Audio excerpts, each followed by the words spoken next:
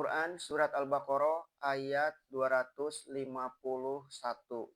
A'udzu billahi minasyaitonir rajim. Fahazzamuhum biiznillahi wa qatala Dawudu Jaluta wa atahullahul mulka wal hikmata wa 'allamahu mimma yasha'u. Walaula daf'ullahin nasa ba'dahum bi ba'dil lafasadatil ardu walakinnallaha dzu fadlin 'alal alamin. Maka dapatlah mereka mengalahkan mereka itu dengan izin Allah. Yakni dapatlah tentara Palestina di bawah pimpinan Jalut itu mereka kalahkan sebab Allah yang mengizinkan. Diizinkan oleh Allah karena mereka berperang dengan sungguh-sungguh. Karena mereka perang dengan sungguh-sungguh dan sabar dan benar-benar menyerah diri kepada Tuhan. Seraya membunuhlah Daud akan Jalut. Dalam peperangan itulah muncul seorang anak yang masih sangat muda bernama Daud bin Esai, yang tadinya tidak diperhatikan karena hanya seorang anak kecil penggembala kambing. Masih berat baginya memikul pedang karena kecilnya. Akan tetapi pimpinan perang Palestina yang bernama Jalut, orang Kristen menyebutnya Goliat, yang tubuhnya sangat besar, telah dibunuh oleh Daud dengan satu kepintaran melemparkan batu dengan pelanting tepat kena kepala orang itu dan pecah. Setelah musuh itu mati, kepalanya dikerat oleh Daud dan dibawanya menghadap Raja Tolut. Maka timbullah kasih sayang Tolut kepada anak itu sampai diangkatnya jadi menantunya. Dan dialah kelak pemuda Daud ini yang akan timbul bintangnya menjadi raja Bani Israel setelah mundur nama Tolut. Dan diberikan Allah kepadanya kerajaan dan hikmah. Kerajaan itulah tahta Daud yang terkenal. Raja merangkap nabi yang telah membawa Bani Israel ke puncak kemegahan.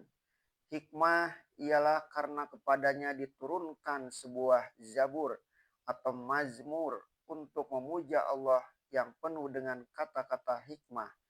Dan diajarkannya kepadanya apa yang dia kehendaki. Di antara ajaran Allah yang terpenting kepadanya ialah kepandiannya membuat pakaian-pakaian baju besi untuk berperang. Di samping kepandian beliau membuat pakaian perang dari besi, beliau pun pandai menabuh kecapi yang bila tiba masanya beliau pergunakan untuk menyanyikan nama Allah yang kudus. Maka berfirmanlah Tuhan selanjutnya, dan kalau bukanlah ada pertahanan Allah terhadap manusia yang sebagian mereka dengan yang sebagian, sesungguhnya telah rusaklah bumi, akan tetapi Allah mempunyai karunia atas seluruh alam. Kemenangan Bani Israel kembali yang beberapa tahun lamanya telah ditindas oleh orang Palestina adalah hal yang telah demikian sewajarnya dalam pengaruh kehidupan di dunia ini adalah pertarungan si kuat dengan si lemah. Kalau si lemah tidak bertahan, dia akan hancur oleh si kuat. Ayat ini menegaskan hal itu dengan tepat sekali. Apa yang dinamai orang sekarang perjuangan untuk hidup atau struggle for life sudah ada sejak zaman purba dan diakui adanya oleh Al-Quran. Ayat ini dan beberapa ayat yang lain menegaskan, maka apabila si kuat hendak berleluasa menindas, ditakdirkan Tuhan timbul rasa pertahanan diri pada yang lemah. Dalam Kongres Muhammadiyah di Bukit Tinggi tahun 1930, guru dan ayah penulis Dr. Syekh Abdul Karim Amrullah mengatakan, Sedangkan cacing dipijakkan lagi menggeleong, kononlah manusia. Inilah salah satu perkataan beliau yang dicatat pemerintah penjajah yang menyebabkan beliau dibuang dari Sumatera Barat dan diasingkan ke Sukabumi di tahun 1941. Maka kalau si lemah tidak mempunyai semangat bertahan, niscaya rusaklah bumi ini dan musnah umat manusia. Sebagaimana musnahnya binatang-binatang purbakala sebelum sejarah yang ditemukan orang rangka-rangkanya setelah terbenam berjuta-juta tahun. Maka bagi manusia ini, Tuhan menakdirkan adanya imbangan kekuatan, ada pergerakan, ada pergelaran naik dan pergelaran turun. Dan oleh karena manusia itu pun berakal, dapat jugalah dengan akalnya itu mereka memikirkan bahwa tidaklah satu golongan dapat hidup tentram dengan sebab kekuatannya kalau tidak dia menenggang yang lemah. Ayat ini pun memberikan bahan pemikiran bagi kita dalam merenungkan pergaulan hidup manusia dahulu dan sekarang, di dalam merenungkan sejarah kehidupan manusia di dalam dunia ini.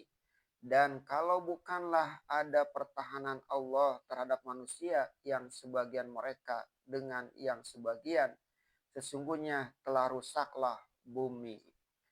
Telah lamalah bumi rusak, dirusakkan oleh manusia-manusia zalim dan bernafsu angkara murka yang merasa dirinya sudah sangat kuat lalu berbuat leluasa dan sewenang-wenang.